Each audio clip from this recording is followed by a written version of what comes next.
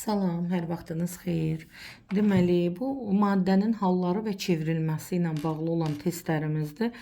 Bunların izahını atacağım. Uşaqlar evdə diqqətlə qulaq assınlar. Birinci sualımızda deyir, maddələri müəyyən edin. Biz deyirik ki, ətrafda gördüyümüz əşyalar hamısı cisimdir. O cisimlər nədən hazırlanırlarsa və biz onlara maddə deyirik. İndi maddəni müəyyən edin deyirsə, deməli burada cavab nə olacaq? Oksigen, su, karbon qazı, dəmir. A, B, D, E. Deməli, buradan 4 dənə variant seçdik. Sonra cisimləri müəyyən edin deyir. Qazan, çəkic, qaşıq. Bunların hər biri müxtəlif maddələrdən hazırlana bilər. Fərqli maddələrdən. Amma hər biri nədir? Cisimdir.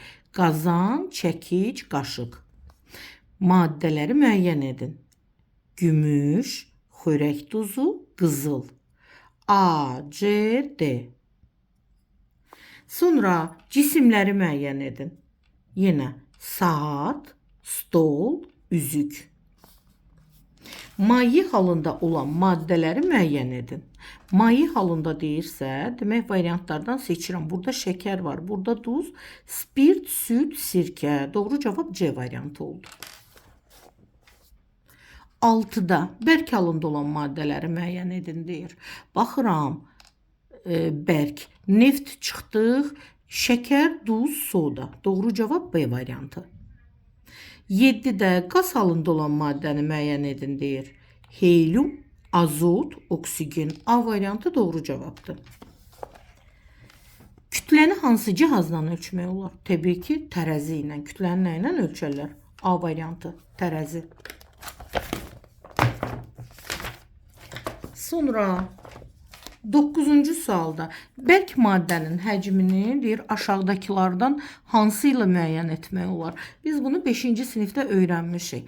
Menzurkanın içərisinə mayeni doldururduq. Sonra deyirdik ki, açar ataq, üzüyü ataq. Fərqli bir bərk maddəni atanda görürük su qalxır. O qalxan nə qədərdirsə, həmin o cavabdan çıxırdıq əvvəlki suyun həcmini və biz beləcə həmin o bərk maddənin həcmini tapmış olurduq.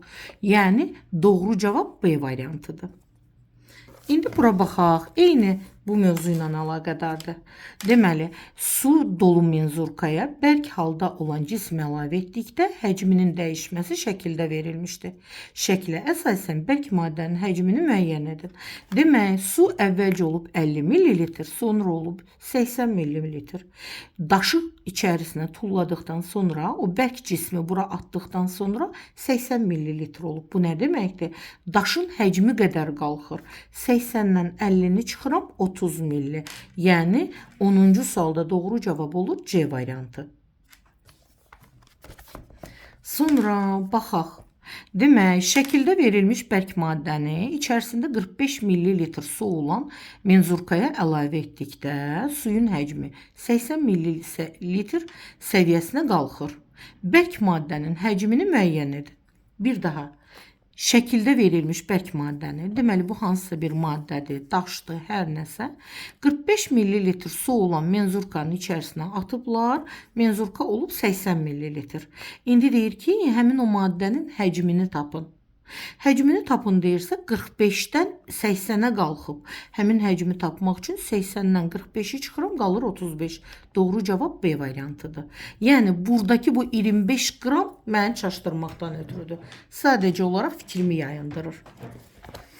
Sonra 12-ci sualda maddənin verilmiş halı üçün hansı fikir doğru deyil? Baxıram. Formasına baxanda kristal qəfəsdir. Nizamlı düzülüb, hər kəsənin öz yeri var. Bütün zərrəciklərin nizamlı düzülüb. Bərk maddədən danışır. Söhbət bərk maddədən gedir. Nizamlı düzülüşə malikdir. Bəli. Molekullar hərəkətsizdir. Bəli. Sıxıla bilir. Sabit forması olur. Təbii ki, sabit forması var. İndi qayıdıram, sıxıla bilirəm. Bir bərk maddəni götürüb nə dərəcədə sıxa bilərəm? Axı biz deyirdik ki, bərk maddənin sabit həcmi var, forması var, sıxıla bilmir. Deməli, doğru cavab C variantıdır. Bizdən yanlışı istəyir. Olur C variantı.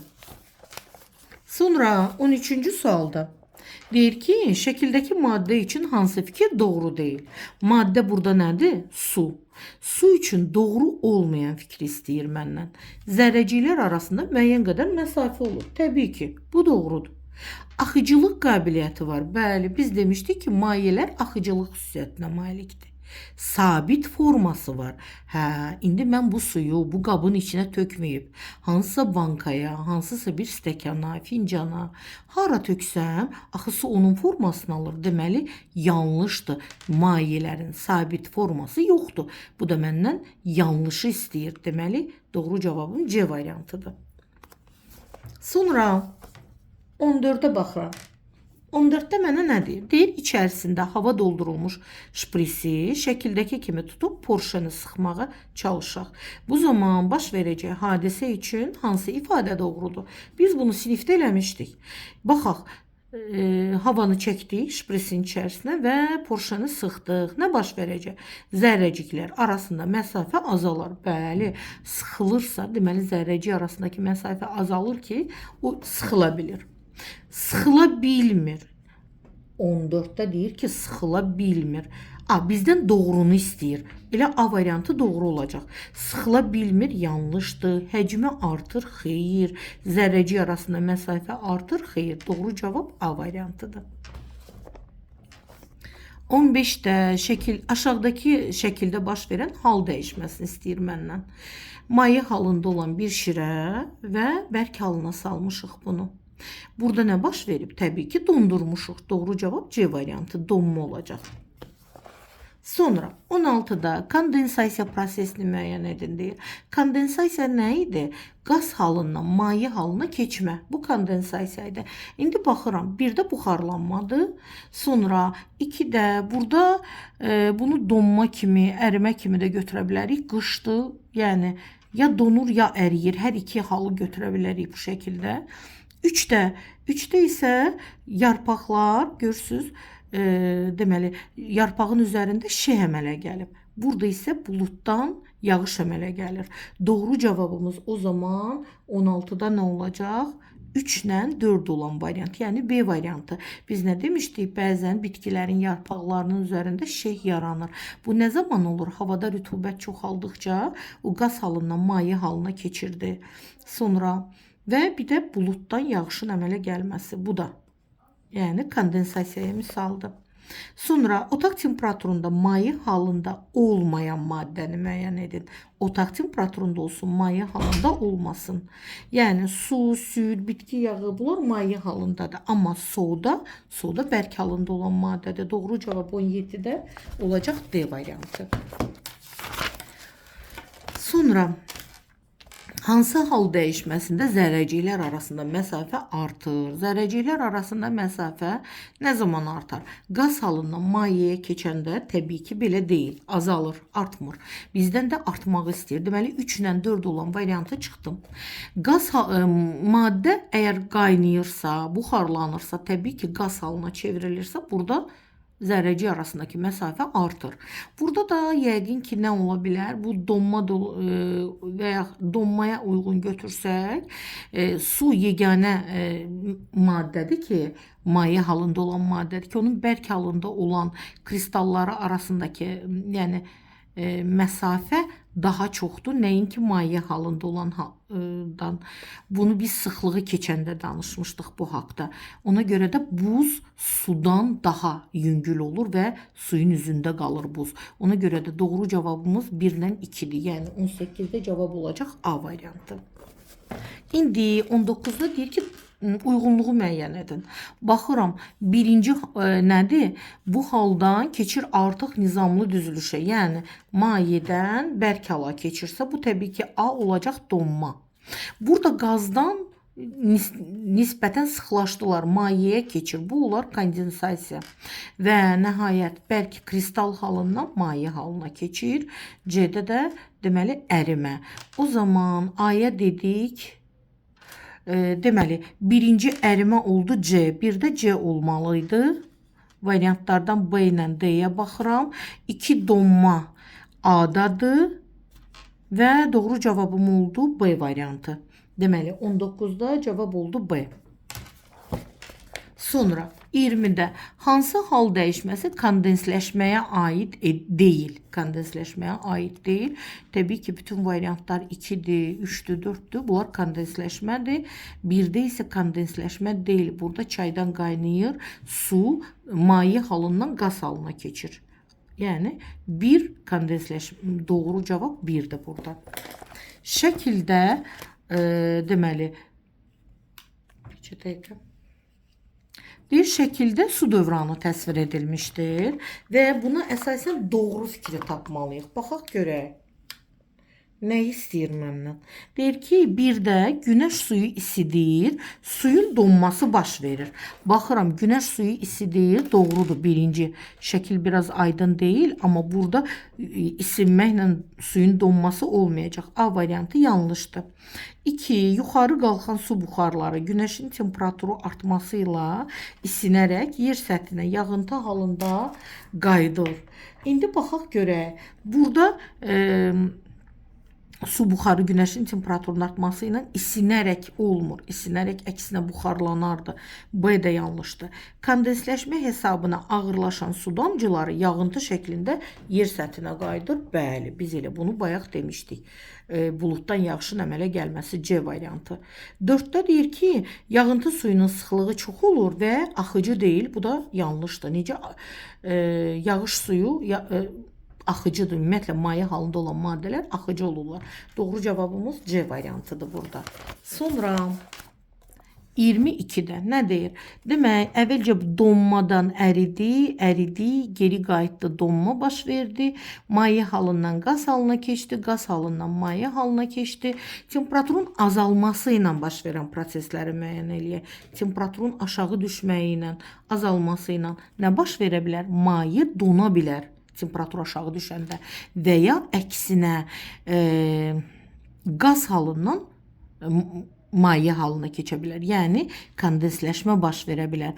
O zaman, demək, burada donma, ərimə, bizdə dedik, donma baş verə bilər, kondensasiya baş verə bilər. 1-lə 4. 22-də cavab olacaq C variantı. Sonra 23-ə baxırıq. Burada deyir ki, temperaturun artması ilə baş verənləri təbii ki, bayaqkının əksidir. Yəni, burada olacaq cavab donma, üzr istəyirəm, temperatur artdığına görə ərimə və buxarlanma. 2, 3. Doğru cavabımız oldu 2 və 3 D variantı 23-də. 24 maddənin neçə halı vardı? Bu da ən asan sualdır. Təbii ki, bərk, maye və qaz halı var idi. Var, bu da A variantı 24-də. 25-də uyğunluq verib kütlə, sıxlıq və həcm. Bunları demək ki, nə ilə ölçə bilərik? Baxaq görək, kütlə, sıxlıq, həcm. Areometr, biz bunun haqqında bilmirəm. Keçməmişəm, yadımdan çıxıb. Qoydum qırağa, çünki tanış gəlmədi bu mənə. Menzurkanı amma bilirəm. Tərəzi bilirəm. Bildiyimdən yola çıxmalıyam demək ki. Menzurka nə idi? Həcmi ölçürdük menzurka vasitəsilə. Tərəzi ilə də kütləni. Yəni, 1-də C olmalıdır və variantlarıma baxıram. C-də, D-də 1 C-dir və həcm hara gedirdi? Menzurkaya. B-də 3-dür. 3-də də B olmalıdır. Deməli ki, avtomatik sıxlıq nə ilə ölçülürdü? Areometrlə. Və oldu cavabımız 25-də C variantı. Sonra maddənin hallarına uyğun verilmiş nümunələr hansı variantda düzgün verilib? Deməli, məndən düzü istəyir. Bərk maye qaz halında və bizə də maddələri verib ki, hansılar nəyə uyğundur? İndi su mayedir. Deməli, 2, A-da 2 olmalıdır. 2-də A olmalıdır daha doğrusu. O zaman mənim B variantımda gedir, D variantımda A ilə C-yə baxacağım. Sonra hava, oksigen. Hava B'dir, oksigen E'dir. Qaz halında onda 3'ə B, E getməlidir. Baxıram. B, E. A variantı hələ ki uyğun gəlir. Sonra bərkə isə C və D. C, D və F. C, D, F. Yəni 26-da bizim doğru cavabımız oldu A variantı. İndi 27-yə baxıram. Deyir ki, canlı və cansız bütün əşyaların ümumi adıdır. canlı və cansız bütün əşyaların ümumi adıdır. Görəksən bu nə ola bilər? Baxıram. Sonra cisimləri təşkil edən materialdır. O zaman burada nədir? Maddə və canlı cansız bütün əşyaların ümumi adı nə olacaq? Cisim.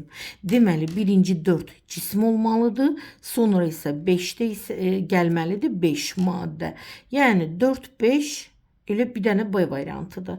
Sonra cisimləri təşkil edən materialdır. 3 halda ola bilər. Təbii ki, bərk, qaz, maye. Bunları da istənilən ardıcıllıqla düzə bilərik. B-də doğru cavab, 27-də doğru cavab B-dir. Sonra indi 28-ə baxırıq. 28-də bizə nə deyir? 28-də deyir ki, maddənin bərk halı doğru ifadələr hansı variantda verilmişdir? Maddənin bərk halı üçün, yəqin belə deməlidir. Bərk halı üçün doğru ifadələr harda verilibdir? İndi düzləri seçməliyik. Baxaq, deyir ki, zərrəcikləri sıx yerləşmişdir. Təbii ki, bərk halda olan maddənin zərrəcikləri sıx yerləşir. Deməli, biri götürməliyəm. O zaman B və D. Bu iki varianta baxacağım. Sonra zərrəciklər sərbəst hərəkət edir. Xeyr, formasını dəyişmir. Bərk halda olan maddələr əriyəndə, nə bilim, formasını dəyişmə ehtimalı var, amma əslində sabit forması da var. Baxaq hələ ki, suallar qalıb. Sonra həcmini dəyişir. Həcmini necə dəyişirdi? Bərk halında olan maddələr. Xeyr. Sonra zərrəciklər nizamlı düzülüşə malikdir. Bəli, 5 doğrudur və mən 6-ya da baxıram. Yayılaraq verilmiş həcmi doldurur. Yayılaraq verilmiş həcmi doldurmur bərk maddə. Onun özünün sabit forması var. O zaman doğru cavabımız nə oldu? 1, 3, 5 formasını dəyişmir. Yəqin ki, sabit forması var. Bunu demək istəyirdi. Sadəcə olaraq o halını dəyişəndə forma dəyişə bilərdi.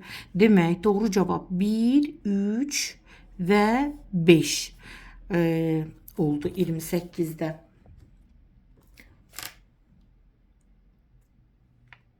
Aha. Sonra indi 29-a baxıram.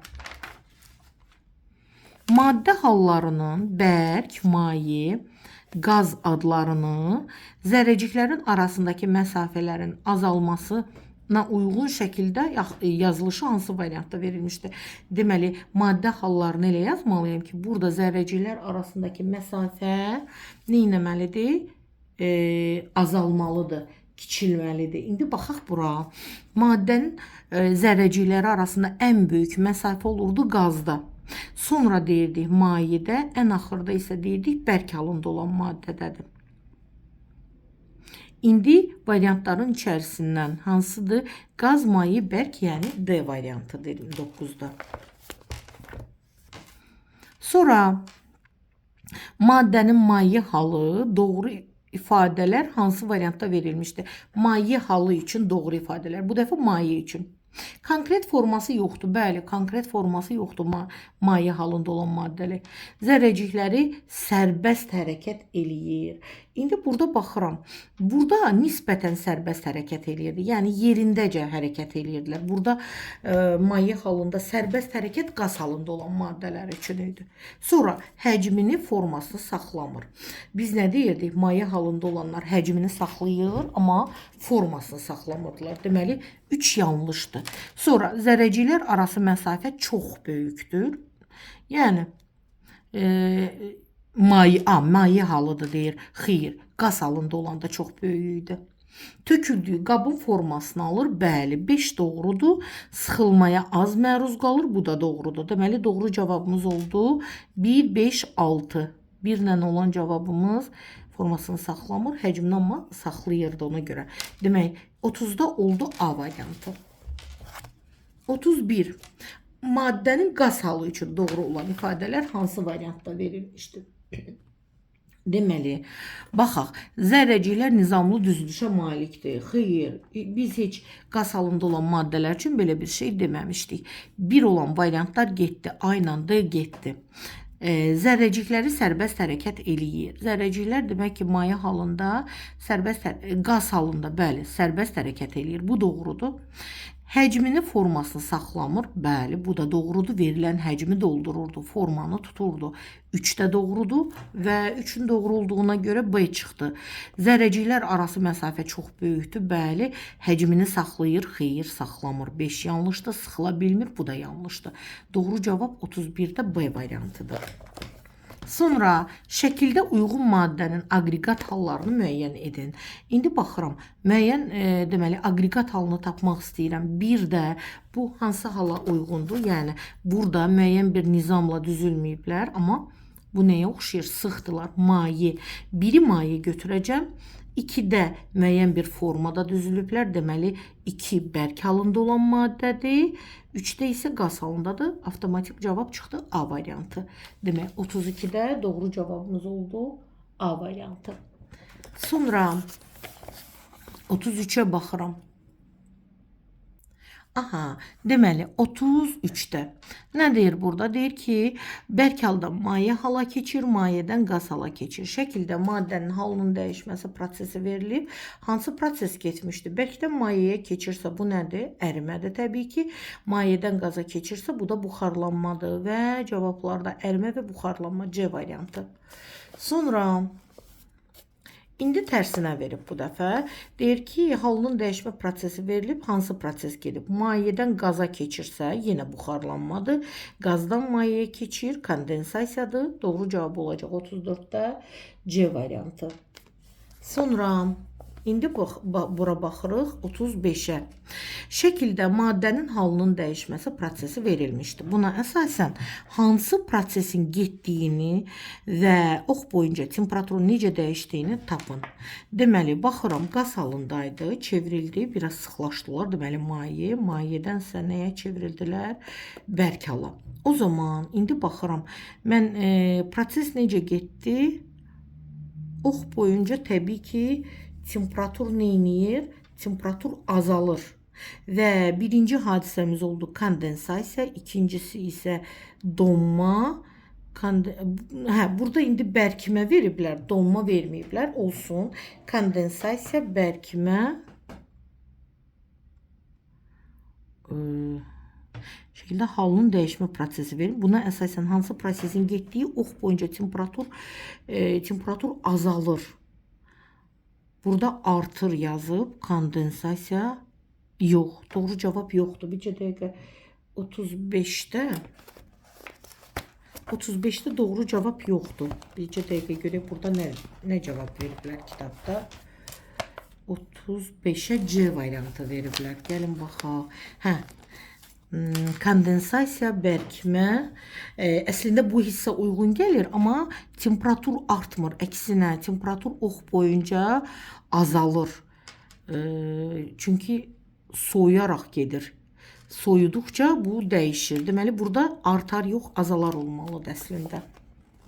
Sonra buxarlanmanın sürəti asılıdır. Buxarlanmanın sürəti nədən asılıydı? Temperaturdan, bəli. Maddənin kütləsindən yox, küləyin sürətindən, bəli.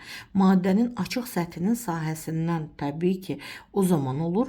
1, 3, 4. Doğru cavab 36-da oldu A variantı. Bunu həmişə nə deyirdik? Deyirdik, bax, paltarı isti havada sərsək daha tez quruyar. Küləkli havada daha tez quruyar. Bir var, paltarı bükək qoyaq, yaş-yaş. O zaman onun qurumağı daha gec olar. Nəinki onu açıq sərsək daha tez quruyar. Yəni açıq səthinin sahəsi. Sonra keçdik 37-yə. Su ilə doldurulmuş müxtəlif formalı qablardan hansında buxarlanma daha az sürətlə baş verəcəkdir? Daha az sürətlə baş verəcək dediyinə görə mən burada nəyə baxa bilərəm? Mən bunların həcmi haqqında nə isə danışmam. Amma baxın, açıq səthinin sahəsi demişdik. Görürsünüz, hamısının yuxarı hissələri, açıq hissələri, hava ilə təmasda olan hissə eynidir təxminən. Bir dənə A-da balacadır. Deməli, burada buxarlanma daha az sürətlə baş verəcək. 37-də A variantı.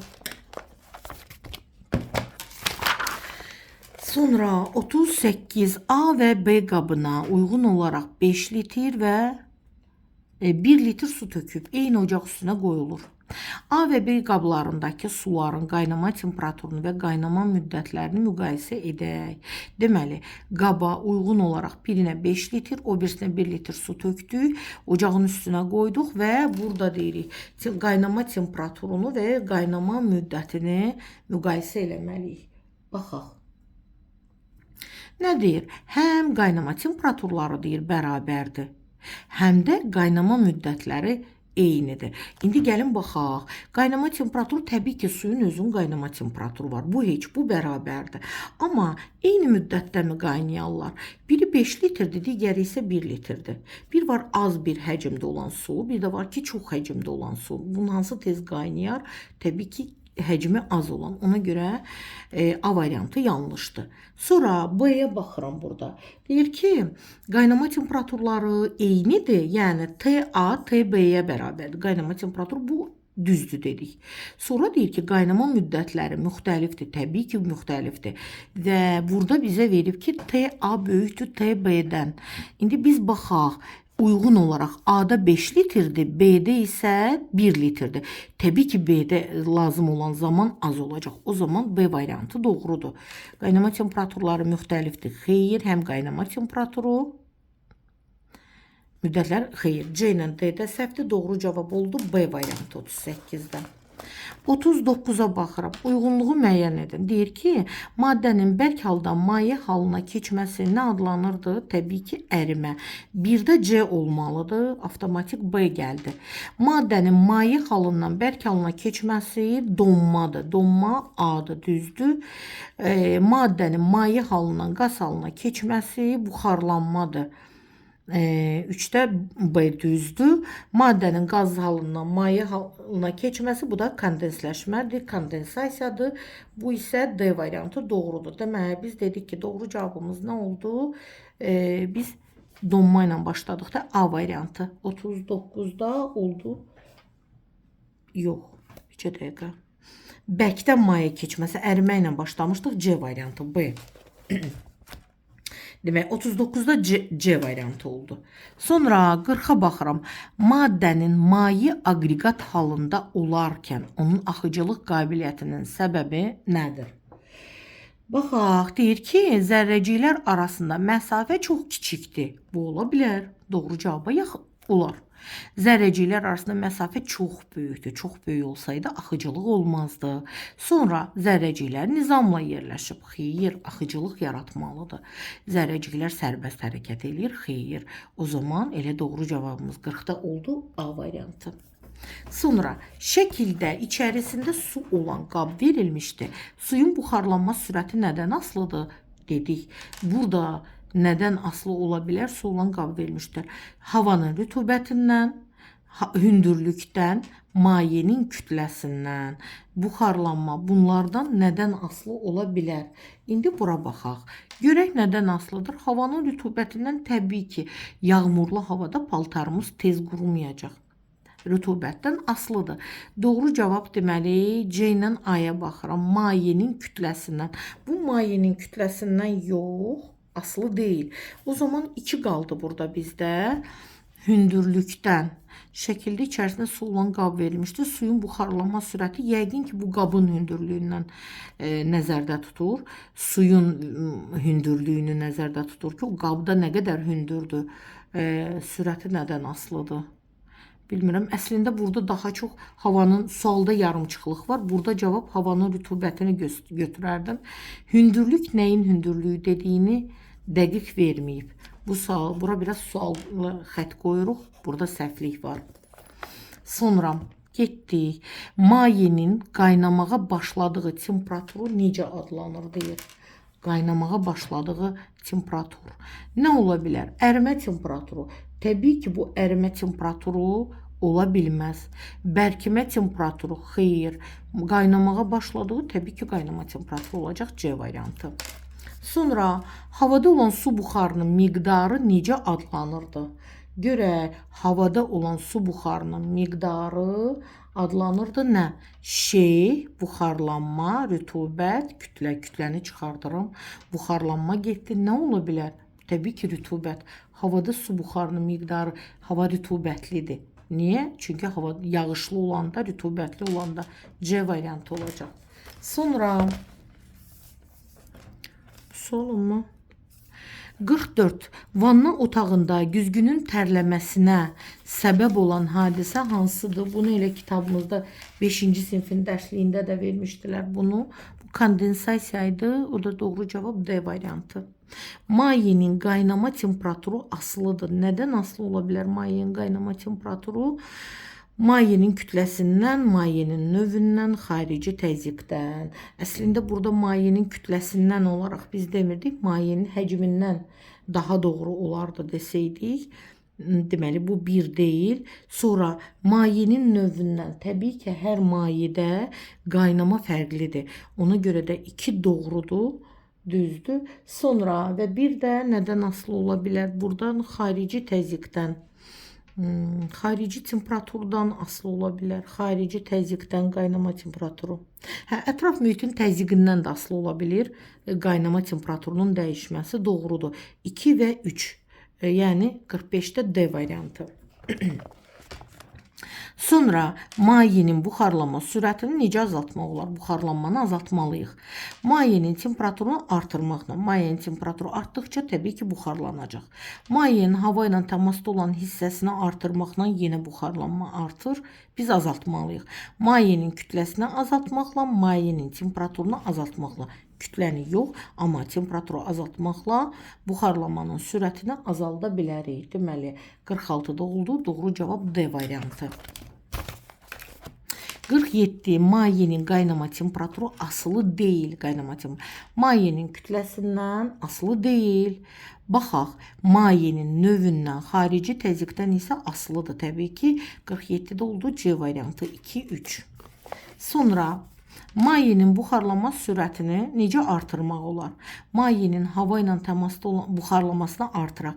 Hava ilə təmasda olan hissəsini artırmaq. Bəli, bayaq demişdik, bu düzdür. Mayenin kütləsini artırmaq, kütləsini azaltmaq, temperaturunu, bəli. Doğru cavab 48-də olacaq. A variantı. İndi baxaq, şəkildə verilmiş menzurkaya əsasən bir kürənin həcmi neçə kub santimetr olar? İndi ilk öncə baxıram. Suyun həcmi 15 kub santimetr idi. Biz bura 4 dənə kürəni saldım. Həcm oldu 20 kub santimetr. İndi ümumi 4 dənə cismin həcmini tapmaq üçün 15-dən 20-yə qalxıb. Deməli, mən 20-dən 15-i çıxıram, qalır 5 kub santimetr. Bu 5 kub santimetr 4 dənənin həcmidir. 4 dənənin. Məndənsə 1 dənə kürənin həcmini istəyir. Ona görə də bunu nə edirəm? İşləyirəm. Deməli, birinci nə elədik? 20-dən çıxdım 15-i, qaldı 5 kub santimetr. Bu hazır. Amma bu 5 kub santimetr buradan qarşısından qeyd eləyə bilərəm ki, 4 kürənin həcmi. 4 kürənin həcmidir. Və amma bu mənə deyir ki, bir dənə kürənin həcmini tap. Bir dənə də kürənin həcmini tapmaq üçün təbii ki, nə yazacağım? 4 kürənin həcmi əgər 5 kub santimetrdirsə, birini tapmağım üçün 5-i 4 yerə bölürəm. 5-i bölürəm 4-ə. Bu da nə olur? 1 tam, onun içində 4 2 dəfə, 1 tam %25 bizdə kub santimetrdir. O zaman 40'da doğru cevabımız olacak. Verdi A variantı. 1 tam %25 kub santimetr. Deməli, məsələnin həlli belədir. Sonra keçdik digərinə. Nə deyir? Deyir ki, menzurkada suyun həcmi 15 kub santimetr, el menzurkasında isə kubların həcmi 20 kub santimetrdir. Kubların həcmi 20 kub santimetrdir. Buna əsasən kubun həcmi neçə kub santimetr olar? Deməli, K'da 15 kub santimetrdir. El menzurkasında su ilə dolu kubların, səhv oxumuşam. Su ilə dolu kubların həcmi 20 kub santimetrdir. Və mənə deyir ki, kubun həcmi neçə kub santimetr olar? Bunu işləmək üçün necə eləyəcəyik? Yəni burada o 2 dənə kubun birlikdə həcmini istəyir. Əvvəlcə 15 idi, yenə atdılar bunun içərisinə kubikləri və o kublar oldu, həcmi qalxdı oldu 20 kub santimetr. Yenə də 20-dən 15-i çıxacaq və burada qalacaq 5 kub santimetr təbii ki. İndi kubun, amma məndən kubun həcmini istəyir. Yəni kubların demir. Ona görə də yenə bayaqki kimi indi bu dəfə 5-i 2-yə bölmüş olacağım. Çünki mənim 2 dənə kubum var. 5-i də 2-yə böləndə 2/5. Bu, yəni bayaqki məsələnin təxminən yenə eyni şeydir. Yenə 20-dən çıxdım 15-i qaldı 5 kub santimetr. Bu da 2 kubun həcmidir. 2 kubun həcmi. Sonra 5-i də bölürəm 2-yə, oldu 2/5 kub santimetr. Deməli, 1 kubun həcmi 2/5 kub santimetrdir. Sonra bu 50-ci sual idi bayaq dediyim. İndi baxıram 51-ci suala baxırıq indi. 51-də deyir ki, maddənin hansı aqreqat halında molekullar arasında qarşılıqlı təsir daha zəifdir. Daha zəifdir. İndi gəlin baxaq. 51-də burada bərk, maye və qaz halında olan maddələri bizdən soruşur. Hansında deyir ki, qarşılıqlı təsir daha zəif olsun. İndi biz nə demişdik? Qaz halında olan zərrəciklər bir-birlərindən daha elə bil ki, məsafə daha azdır. Bu nə deməkdir? Onların arasında təsir daha az olacaq təbii ki. Amma maye halında olanlar və bərk halında olanlarda onların arasında qarşılıqlı təsir daha çox olacaq. Bunu biz mesela buradakı şəkillərdən də görə bilərik. Çünki mesela qaz halındadır, bir-birlərindən çox aralıdır. Maye və qaz bərk halda isə bir-birləri ilə ara məsafə çox yaxındır. Qarşılıqlı təsirdə olurlar. Sonra keçdik. Deməli doğru cavab bizdə oldu 3. Yəni 51-də C variantı. Keçdik 52-yə. 52-də nə deyir? Deyir, həcmi 20 litr olan ağzı bağlı qabdakı qazın yarısını çıxarandan sonra qabda qalan qazın həcmi nə qədərdir? İndi 20 litr həcmi olan bir qabdır və bu qabın içərisindən qazın yarısını çıxartdıq. Sonra bunun bir də ağzını bağladım. Deyir ki, orada olan qazın həcmi nə qədərdir? Bu məntiqli sualdır, məntiqi sualdır, biraz çaşdırıcıdır. Biz nə deyirdik? Qaz halında olan maddələr bütün həcmi tutur. Yəni, nə olsun ki, mən onun yarısını çıxartmışam. Digər yerdə qalan yarısı da o həcmi dolduracaq. Yəni, yenə 20 litr olacaq. Bu biraz məntiqi sualdır. Diqqətli olmaq lazımdır burada. Sonra 53-də nədir? Deyir ki, həcmi 30 litr olan ağzı bağlı qabdakı qazın yarısı çıxdıqdan sonra qabda qalan qazın həcmi nə qədərdir? Yenə də yəni eyni bayaqki sual tipindədir. Yəni 30 litr olacaq. Demək, indi 54-cü suala baxırıq. 54-ü səhv eləmirəmsə uşaqlar dedilər ki, 54-ün cavabını verməmişdilər. Baxaq indi buna. Deyir, qızdırılan bərk cismin temperaturunun zamandan asıllıq qrafikinə əsasən doğru olanları seçməliyik, düzləri seçməliyəm buradan.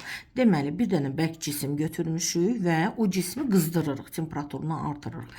Və baxıram 20 dərəcə Selsiyə qədər burada temperaturu burada verir və zamanı da buradan göstərir. 20 dərəcə Selsidə hələ ki heç nə yoxdur. Yəni dəyişiklik yoxdur. Amma 20 dərəcə Selsidən yuxarıya qalxdıqca, zaman keçdikcə baxıram ki, bu maddə getdi, dəyişdi.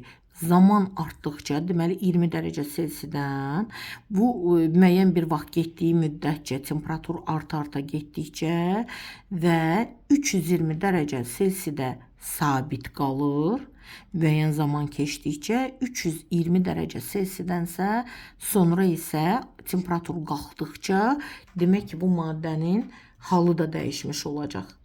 Yəni bu nə deməkdir? Bu aralıqda bu maddə